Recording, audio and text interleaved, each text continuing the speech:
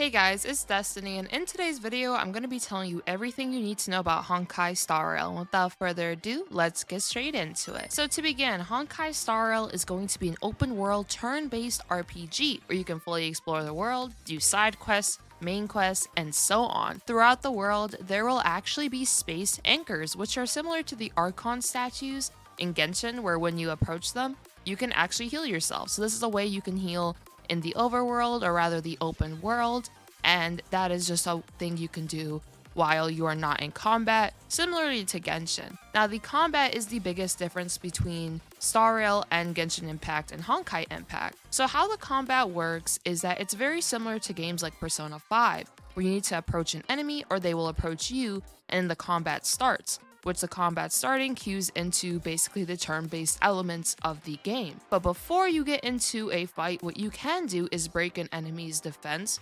prior to the battle to have an easier time to fight them. You can break defenses by approaching them and then attacking with an element strong against the enemy, and prior to doing that, you can use your character's technique in the overworld for an additional bonus before the fight. So let me just give you a quick example. Let's say you're using March 7's technique. March 7's technique allows her to basically freeze a random enemy before battle commences if you use her technique.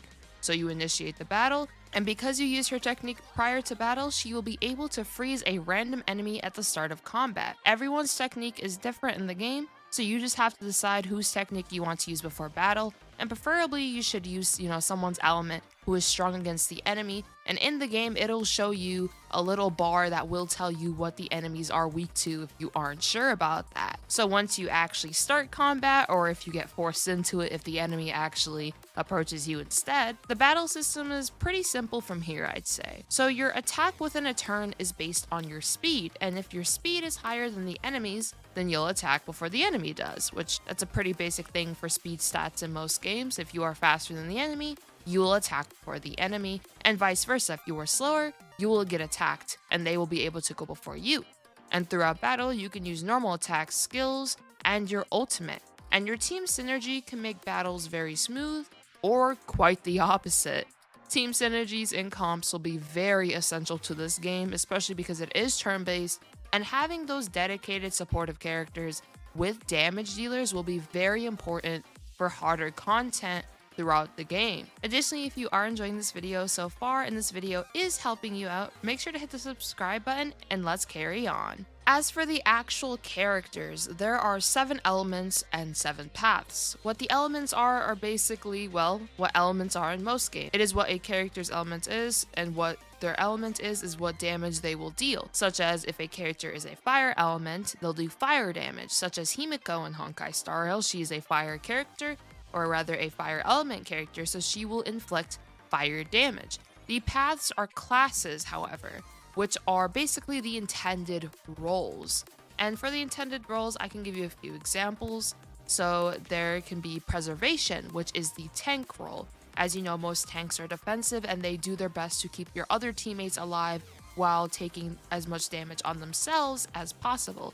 The hunt is one of the DPS classes, and that class specializes in single target DPS and having really high speed, kind of like a hunter or an assassin class, I would say, since they typically specialize in doing high amounts of single target damage and also having a high amount of speed. But because of that, they're usually like glass cannons, so they do a lot of damage, but they take a lot of damage in return due to low defenses. So having a tank or support character would be really good in this case if you are using the hunt, or rather a character with the hunt as one of their paths. And then another one is the nihility, which is a debuffer class, which basically can debuff the enemies, and typically speaking, they'll likely be able to debuff and possibly also buff your team, but that is not 100% guaranteed. But being able to debuff your enemies is also really good to have, since you'll be able to lower their defenses, lower their attack, inflict status elements, and so on, since some of the characters can actually inflict status elements, such as March 7th, she's able to freeze enemies. Serval is able to shock enemies, which when you shock them, they take damage as the turns go on, and so on. Additionally, all of the characters will have affiliations, which is basically just the group they're a part of. Example, Himiko is the Astral Express, March 7th is the Astral Express, and Kafka is the Stellaron Hunters. And this is really similar to Genshin Impact since, in Genshin, every character is part of a region such as Liyue, Inazuma, and so on. Now for the gacha system, some of the characters are free throughout the game, and you can actually get serval for free if you do the pre-registration, which is basically registering for the game before the game is out. And how the gacha works is that there are 4 and 5-star characters like Genshin Impact. The currency is Star Rail passes, which are tickets to summon, and there's regular Star Rail passes and special ones. The special ones are for limited banners, and the regular ones are for the standard banner. It is actually really similar to the standard fates and the intertwined fates in Genshin. As for the currency though, out of the passes, there is Stellar Jade. Stellar Jade is similar, if not the exact same as Primo Gems, and you can obtain passes in Stellar Jade throughout the story, and I'm sure there'll be a multitude of ways to get them, such as events, once again those story quests, the abyss in the game, and so on. Additionally, you get 20 Star Rail passes and once again that free serval if you pre-register for the game prior to launch, which getting those 20 Star Rail passes can actually be really good in the case if you do want to reroll in this game, since if you have those 20 passes and whatever you are likely going to get on launch day, since most games give you a lot on launch day, then we'll likely be able to reroll as well. As for weapons though, which there are weapons as well in this game, they will be referred to as light cones in Star Rail. You can get them the same way you get characters. Think of light cones as the 3, 4, and 5-star rarity weapons in Genshin, if that makes it the easiest possible to think of them as. Next up is the talent system. Talents are called traces, and depending on the path you take with traces, you can upgrade your skills, attacks, and so on.